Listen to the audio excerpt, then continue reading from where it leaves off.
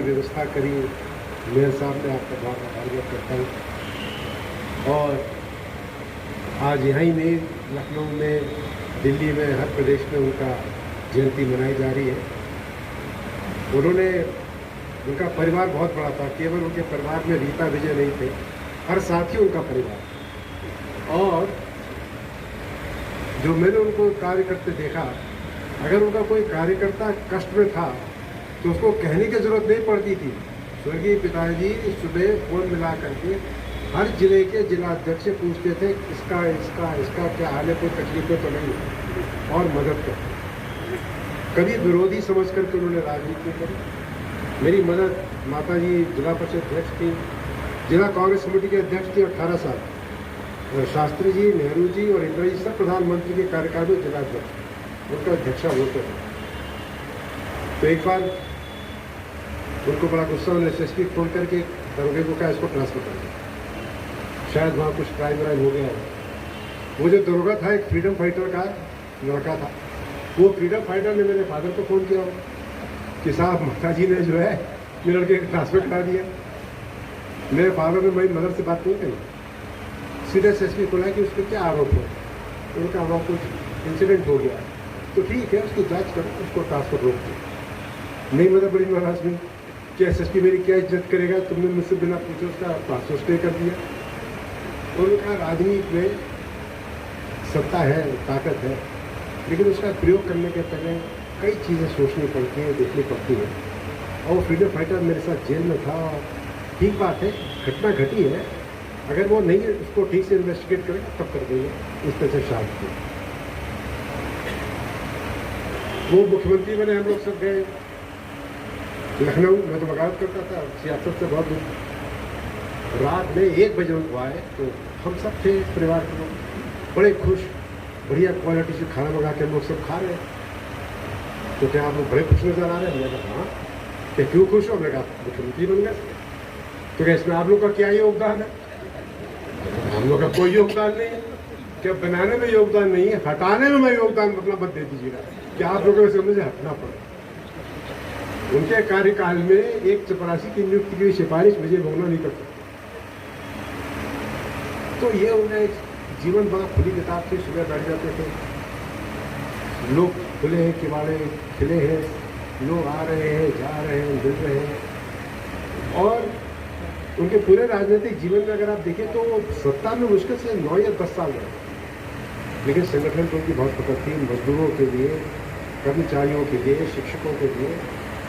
वो कहते थे, मेरी मदर बताती कि एक दिन वो रिक्शे में जा रहे थे, पाल एमएलए थे और संपूर्ण जी मुख्यमंत्री, तो रिक्शे में जा रहे थे। तो मदर का क्या सोच रहे कि मैं सोच रहा हूँ कि जब मैं मुख्यमंत्री बन के आऊँगा तो मुझे क्या क्या काम करना है। यानी कि 20-30 साल वो यहीं पर देखते हैं कि अगर मैं कभी मौका मिला तो मुझे इस प्रदेश के लिए क्या करना। तो जनसेवा की सोच थी। बहुत पढ़ते थे, जितनी अच्छी हिंदी बोलते थे उतनी अच्छी उर्दू बोलते थे, उतनी अच्छी इंग्लिश बोलते थे। जब ये दिल्ली में रॉयल फॉर सिख होगा तो मैं कैंपा कोला का वकील था, तो मैं एक पिटिशन बना रहा था क्योंकि कंपनसेशन के लिए एक ट्रिब्यूनल बनी थी। तो रात में टहलते हुए कि क्या कर रहे हो? मैंने कहा एक पिटिशन बना रहा हूँ कैंपा कोला का। चलो दिखाओ। दिखाई मैंने, तो उसमें से 2 लाइन काट दी। मैंने कहा क्या क्यों काटी, समझ रहा हूँ? मैं समझ रहा हूँ। मैंने कहा आप तो कानून पढ़े नहीं, आपको कैसे पता? क्या कानून नहीं पढ़ा हूँ, वकील का बाप हूँ। तो जिस आदमी ने लॉ ना पढ़ा हो उसने मेरी पिटिशन को सुप्रीम कोर्ट के लॉयर के 2 लाइन जो काटी, सही काटी। तो अभिमानी बहुत थे और सबकी इज्जत करते थे, विपक्ष के लोगों की बहुत सम्मान करते थे, काम करते थे।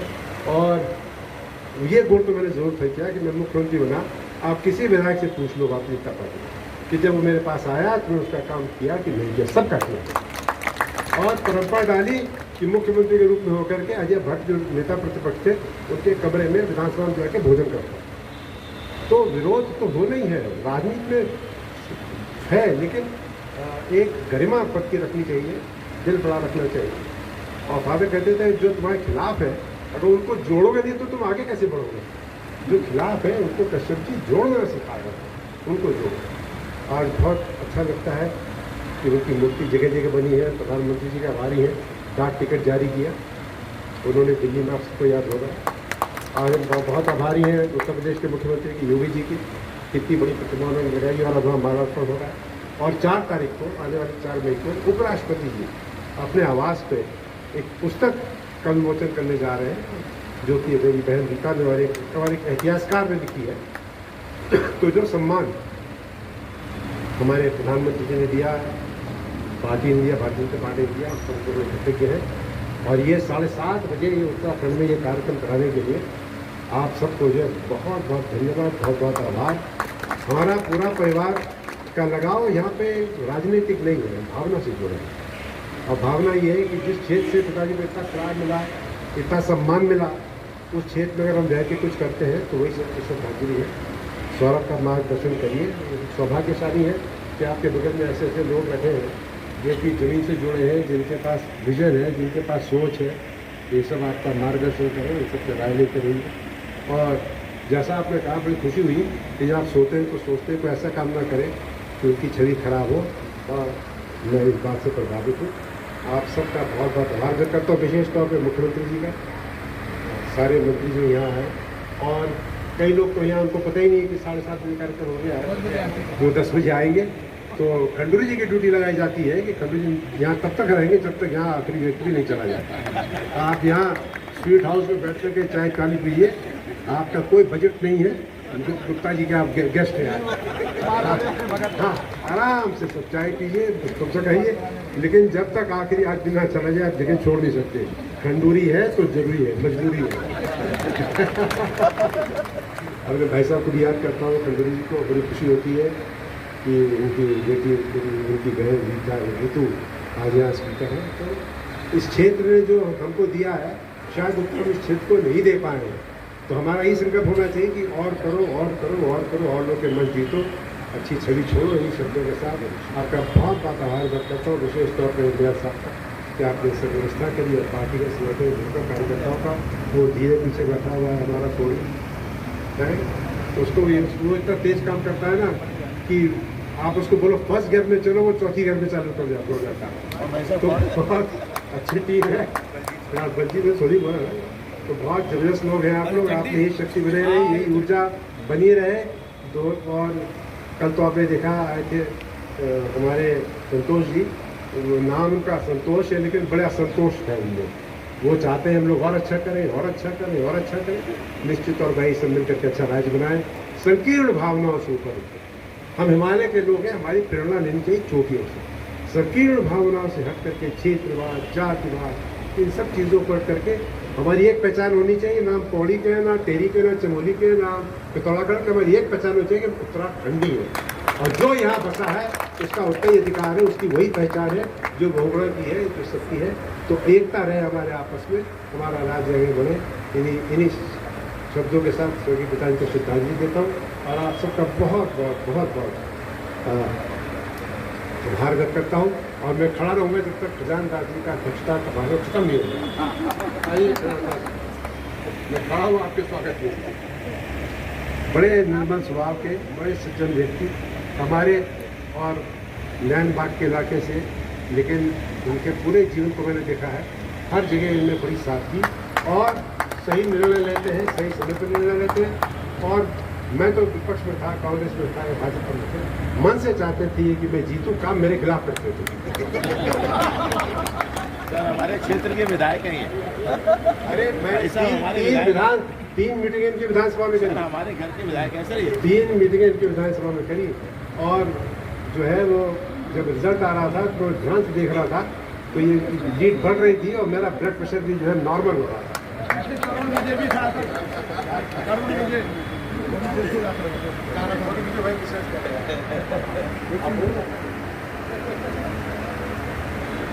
आज हम आदरणीय स्वर्गीय विजय बहुगुणा, स्वर्गीय अपने हेमंत बहुगुणा जी को याद करने के लिए यहाँ पर एकत्रित हुए।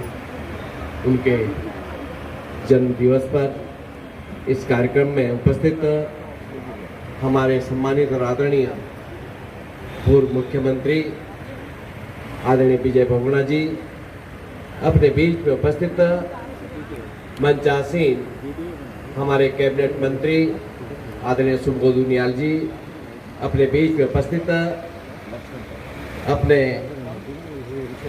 कैबिनेट मंत्री आदरणीय साकेत बहुगुणा जी, हमारे महानगर के मेयर आदरणीय श्रीमान सुनील उनियाल गामा जी, मंचासीन अपने लोकप्रिय विधायक उमेश शर्मा काऊ जी, हमारी केदारनाथ की विधायक आदरणीय शैला रानी रावत जी, मंचासीन हमारे लोकप्रिय विधायक राम सिंह केड़ा जी, और इस कार्यक्रम का संचालन कर रहे हैं हमारे भारतीय जनता पार्टी के मंडल के अध्यक्ष श्रीमान विशाल गुप्ता जी, आदरणीय बत्रा जी, आदरणीय विवेकानंद खंडूड़ी जी, आदरणीय सुमेतन रवि जी, अपने बीच में भारतीय जनता पार्टी के प्रवक्ता के रूप में यहाँ पर उपस्थित है, और बड़े संघर्षशील नेता रविंद्र जुगरान जी अपने बीच में, वालिया जी, और पीछे बैठे हुए भारतीय जनता पार्टी के मीडिया प्रभारी का काम जो देखते हैं बलवीर सोनी जी, अपने बीच में सभी उपस्थित कार्यकर्ता बंधुओं और भाइयों और बहन,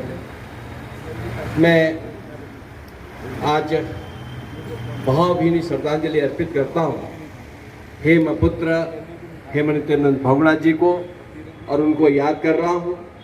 मुझे मौका मिला जब चुनाव चल रहा था, ये वर्ष शायद 1981 की बात होगी, चंबा में एक सभा हो रही थी और उस सभा में मुझे रहने का मौका मिला।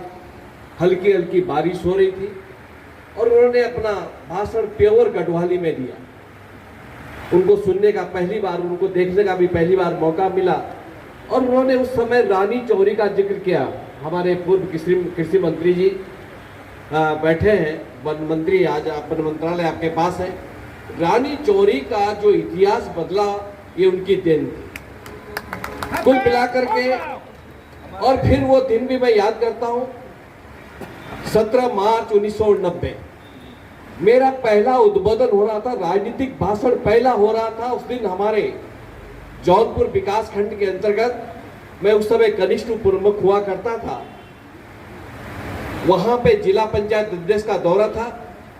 श्री भूदेव लखड़ा जी जिला पंचायत अध्यक्ष बने थे और उनका दौरा था विकास खंड में, और काफी लोग हमारे टिहरी क्षेत्र के नेता लोग आए थे, प्रमुख लोग थे। उस समय जैसे ही रेडियो पर सूचना आई कि उनका विदेश में निधन हो गया और सभा स्थगित हुई, ये दिन मुझे हमेशा याद रहता है। यानी कि मैं 17 मार्च को कभी नहीं भूलता हूं। उन्होंने, सभी नेता लोगों ने श्रद्धांजलि दी। ऐसे थे हमारे आदरणीय हेमंतिनंद बहुगुणा जी, उनको सदैव सदैव याद किया जाएगा। उनके पद चिन्हों में चलने का जो एक मिसाल कायम कर रहे हैं हमारे माननीय कैबिनेट मंत्री सौरभ बहुगुणा जी, मैं उनको बधाई देना चाहता हूं, शुभकामनाएं देना चाहूं कि आपने परंपरा को बनाए रखने के लिए आज भी आपने कहा कि जब मैं सोता हूं तो अपने दादाजी को याद करते हुए कि कोई मेरे से कोई गलत ना हो, इस बात को आप याद करते हैं, ये बहुत बड़ी बात है। और मैंने माननीय आदरणीय विजय बहुगुणा जी, हमारे पूर्व मुख्यमंत्री बैठे हैं, माननीय सांसद रहे और क्षेत्र के विकास के प्रति लगनशील थे। मैं ठीक था, एक भारतीय जनता पार्टी का कार्यकर्ता होने के नाते उनके पास जाता था एज ए मुख्यमंत्री जब थे, तो कभी भी उन्होंने मना नहीं किया।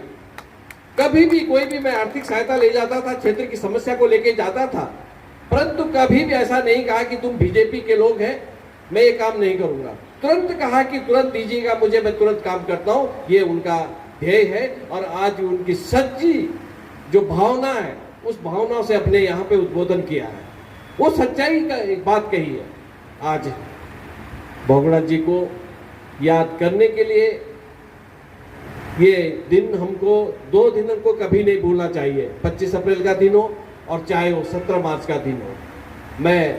मैं खंडूड़ी जी का दिल की गहराई से भी धन्यवाद ज्ञापित करना चाहूँगा कि मैं जब हम 17 मार्च को मैं विशाल गुप्ता जी यहाँ पर आए, उससे पहले आप यहाँ पर थे और आपने सारी व्यवस्था यहाँ पर की थी, इसलिए मैं आपको भी नहीं भूलता हूँ। इसलिए आपका भी धन्यवाद ज्ञापित करना चाहूँगा कि आपने परंपरा को बनाए के रखा और आज ये सब हम सबके लिए ऐतिहासिक क्षण है।